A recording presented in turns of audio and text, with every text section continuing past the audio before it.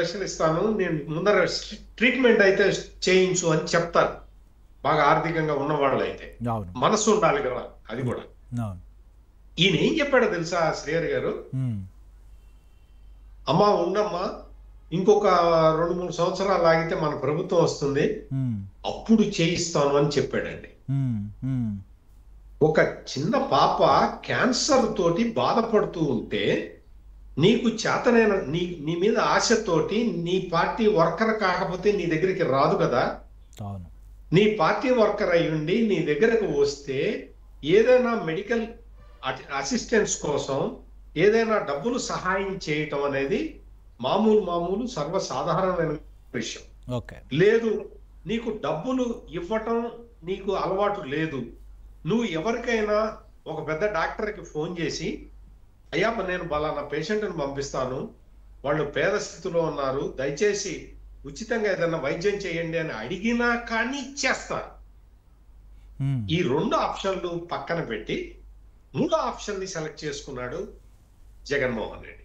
అంతే కదా. 3వ ఆప్షన్ ఏంటి అంటే ఒక్క 3 ఏళ్ళు 4 ఏళ్ళు ఆగండి, మన ప్రభుత్వం రాగానే చేస్తాను అన్నాడు. మరి అప్పుడులాగా క్యాన్సర్ ఆగుద్దా?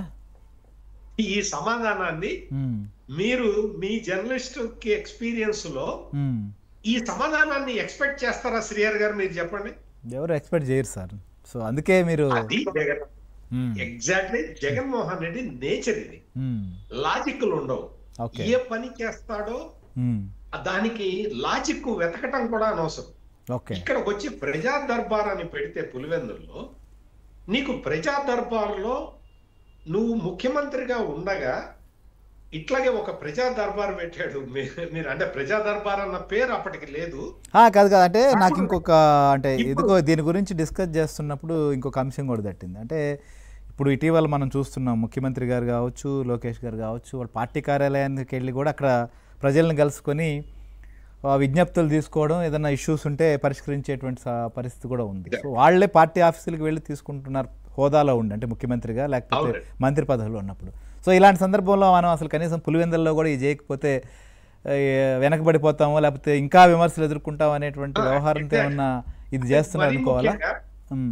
మరి ముఖ్యంగా లోకేష్ ప్రజా దర్బారు పేరుతోటి అర్జీలు తీసుకుంటూ వాళ్ళ సమస్యలు తీరుస్తున్నాడు కాబట్టి నేను కూడా లోకేష్ బాటంలో నడుద్దామనో లోకేష్ ని కాపీ కొడదామనో ఏదో అనుకున్నాడు, అనుకొని పెట్టాడు ప్రజా దర్బార్.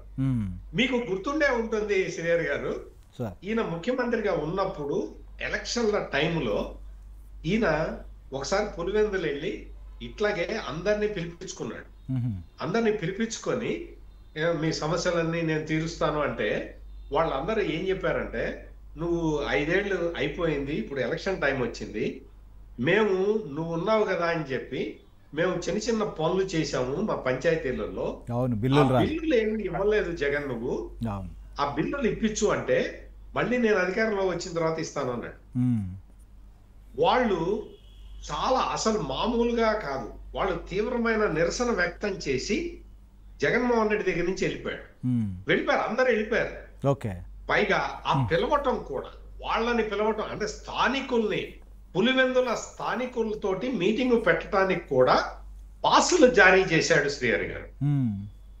అంటే ఏ ఎమ్మెల్యే అయినా కాన్స్టిట్యున్సీకి వెళ్ళినప్పుడు అందరూ ఆ మనుషులే ఉంటారు కాబట్టి వాళ్ళని ఆటోమేటిక్ గా పిలుస్తారు, ఆటోమేటిక్ గా వస్తారు. అంతే వీళ్ళందరూ సార్ ఇవాళ కాదు కదా సార్, కొన్ని దశాబ్దాలుగా వారి కుటుంబంతో అనుబంధం ఉన్న వాళ్ళు చాలా మంది ఉంటారు. బహుశా వచ్చే వాళ్ళలో కొత్త వాళ్ళు ఎందుకు వస్తారు అక్కడికి? పాసులు ఇచ్చాడు శ్రీహరి గారు, మీరు ఆలోచించండి. అవునా? పాసులు జారీ చేశారు. ఓకే, పులివెందుల ప్రజలకి పాసులు జారీ చేశాడు ఎలక్షన్ల ముందర. ఓకే, ఆ తర్వాత మీకు వచ్చి మళ్ళీ ఇంకొకసారి పులివెందుల వెళ్ళి నేను మీ సమస్యలు తీరుస్తాను అంటే వాళ్ళు చెప్పారు, నువ్వు ముఖ్యమంత్రిగా ఉన్నప్పుడే మాకు బిల్లులు ఇవ్వలేదు, మేము రోడ్డు మీద పడ్డాము, మేము ₹1,00,000 ₹2,00,000 గ్రామాల్లో చిన్న పనులు చేసిన కాంట్రాక్టర్లు మేము, మాకు ₹1,00,000 ₹2,00,000 కూడా ఇవ్వలేకపోయావు నువ్వు ముఖ్యమంత్రిగా ఉన్నప్పుడు, ఇప్పుడేం చేస్తావా నువ్వు అని అడిగారు అధికారం కోల్పోయిన తర్వాత. ఇవన్నీ జరిగిన విషయాలు నేను చెప్తున్నాను. అదే కరెక్టే. సో చూద్దాం సార్, ఎందుకంటే సరే మొత్తానికి అక్కడికి వెళ్ళి ఇవాళ ఏదో ప్రజా దర్బారు, రేపేదో అరటి రైతులతో సమావేశం, అరటికి ఏదో ధర తగ్గిపోయింది, ప్రభుత్వం పట్టించుకోలేదు ఎట్లా గుర్తొచ్చారో తెలుసా శ్రీహరి గారు అని కూడా వెళ్ళే కలుస్తారు. అరటి రైతుల మీద మొన్న 2 రోజుల కిందట చంద్రబాబు నాయుడు రివ్యూ మీటింగ్ పెట్టారండి. ఓకే, పెట్టి అరటి ఈ మొత్తం డిమాండ్ రాబోతూ ఉన్నది, దీనికి రైతులకి సమస్య రాబోతూ ఉన్నది, మీరు ఇమ్మీడియట్ గా ఎక్స్పోర్ట్ ఎక్కడెక్కడ అవకాశాలు ఉంటాయో మీరు చూడండి అని చెప్పి రివ్యూ మీటింగ్ పెట్టి చెప్పాడు. ఓకే, ఈ రోజున హార్టికల్చర్ కి సంబంధించిన రైతులు, రాయలసీమ హార్టికల్చర్ రైతులకి ఎటువంటి సమస్యలు రాకుండా మనం చూడాలి అని చెప్పి ప్రత్యేకమైన ఆర్థిక మంత్రితోటి ప్రత్యేకమైన రివ్యూ కార్యక్రమం పెట్టాడు సీఎం. ఓకే, ఇవన్నీ చూసిన తర్వాత అయ్యో మనం రైతుల గురించి మాట్లాడాలని చెప్పి దాంతో పాటు మొత్తం రాష్ట్ర వ్యాప్తంగా